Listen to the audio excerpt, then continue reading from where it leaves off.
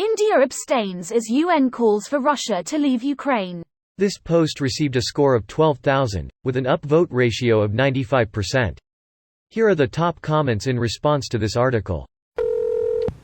32 abstained, 7 against, 141 in favor. Against votes: Russia, Belarus, North Korea, Eritrea, Mali, Nicaragua, Syria. There's no chance Russia leaves as a result of this vote, no matter how it goes, but I guess everyone will see where everyone else stands on this. Reddit has been telling me how India just wants cheap oil. And yet their vote shows us they're more in alignment with Russia than many here would like to believe. You have to know India don't have the best human rights record. They are heavily dependent on Russian weapons and oil. Their position is so bizarre.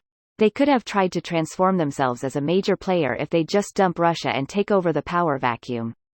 This makes them look more weak than I'd previously thought. They'll pour weapons into Pakistan to contain India. With Russia, China, and Pakistan on the same page, India will be blocked on all directions. India needs its nearest powers to be forever friends, or at least not permanent enemies. The German Chancellor just came to India to, the Italian PM is coming next to, and their response to India's purchase of Russian oil is very much what India wants to hear, and we all know, right? Honestly, of Russia's fiasco. India's in a weird position. It likes Russia but hates China. The US is far more concerned with China than it is with Russia. China poses an actual threat, while Russia only has nuclear weapons. I used the word only because it's the only major threat that Russia is able to produce against the US, not as a way to diminish the severity of that threat. A collapsed Russia is probably a greater threat to the world than pre-2021 Russia. It probably would not be as stable as the collapse of the Soviet Union, and there are a loot of nukes to be lost.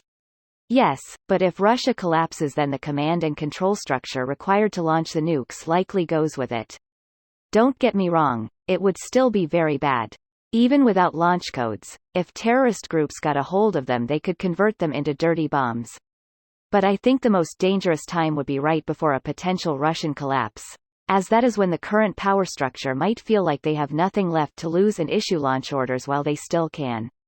I wasn't referring to warlords launching nuclear missiles. More just warheads getting sold, dismantled, rebuilt, and put on a container and getting detonated wherever. Imagine a Beirut-level explosion, or much bigger, in a major port somewhere in the world. This video was automatically created by Reddit to speech. The article and comments in this video were selected from Reddit according to their upvotes, and any paraphrasing was performed by smmry.com, without any human intervention.